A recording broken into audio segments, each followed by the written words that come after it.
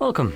In front of me I have the OPPO A5m, and today I'll be going over unboxing along with a quick look at the device and also its specifications.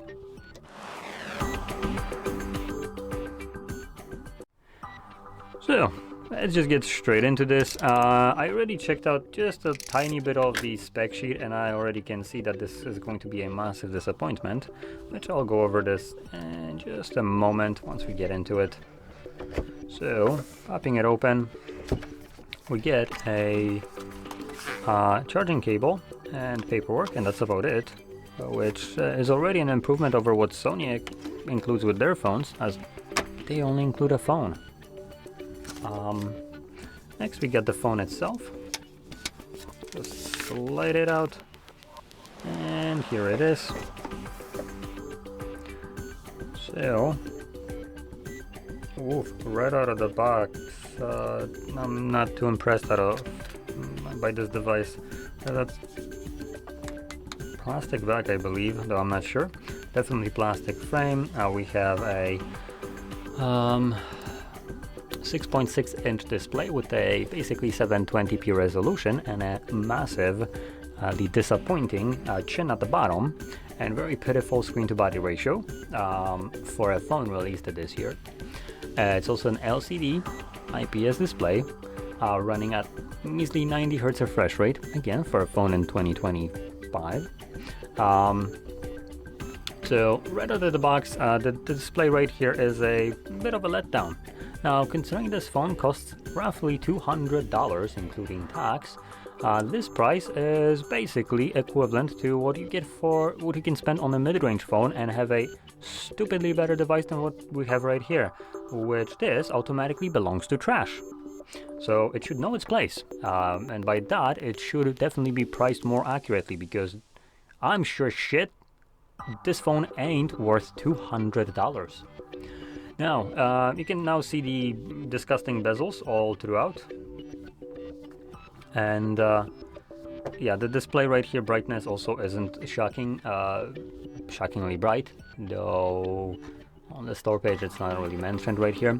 So let's flip it over to the back, where we have what looks to be a dual camera setup, but holy crap, they decided to pull a fakeroo here. So we actually have just a single camera setup by the looks of it. Yeah, I think it's a single camera setup. This doesn't look like a sensor. And on, although it is a Paratoni, so it does imply that there are two. So apparently this would mean that this is a 2 megapixel sensor and this is a 50 megapixel wide one. Truth be told, I don't think this is a camera.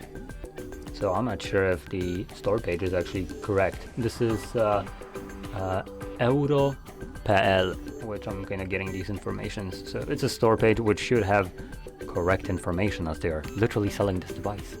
But I wouldn't be surprised if they don't. Now, in terms of the processor powering this, it's a Qualcomm Snapdragon 6S Gen 4. It's a basically low-end processor for a phone at $200. Awesome. It comes with 8 GB of RAM and 256 gigs of storage, and it can be expandable using a micro SD card, as it does support it up to 1 TB. It also comes with 6000 mAh battery, and we don't have 5G on here at all.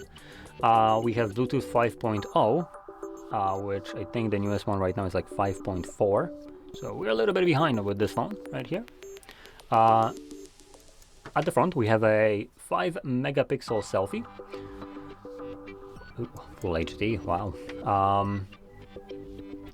And let's see, anything else like really worth talking about here? Doesn't seem like it. We can charge it at a surprising 45 watts. That's a worth mentioning thing, and that's really the end of what's worth mentioning here. So now let me put it this way: for $200 you can get something like the CMF Phone 2 Pro, which costs roughly about the same amount. Now the difference is the CMF phone will come with a well, mid-range specifications instead of budget ones like this one, starting with the display, which will be much better, being a higher resolution, about the same size. It's going to be an AMOLED display, or OLED, 120 Hz refresh rate, higher brightness. Just generally, display right there alone is just going to mean that this device shouldn't be worth as much as they're trying to charge you for it, while these devices are basically priced the same. Then another upgrade, massive one, is the processor. Being a mid-range processor, but I would say close to like a high-end. It's much better than what we have right here. The point that this is just kind of like a joke and a toy rather than an actual phone to me. Then in terms of storage, it comes with 8 GB of RAM and 256 of storage, which I believe this was the same here. Yep, so the same here. It does have other options with more storage, but I believe there was not more RAM. Let's see, CMF, Phone 2 Pro. Yep, so it's 8 gigs of RAM and either 128 or 256 gigs of storage, but it also has expandable storage. So yeah, in general, that's some of the main improvements, I would say. The other good improvements are going to be the cameras. Dual 50 megapixel wide and telephoto with 8 megapixel ultra wide and a 16 megapixel wide selfie, which the back ones do 4K 30 and 1080p up to 120 of slow motion and 60 normal, which this phone can only dream of approaching. So yeah, like I said, CMF phone, much better option. The 2 Pro, it's going to be better in basically every department for roughly about the same amount. So this automatically means that this phone, like I mentioned before, belongs in the trash. Yay! Anyway, if you found this video helpful, don't forget to hit like, subscribe, and thanks for watching.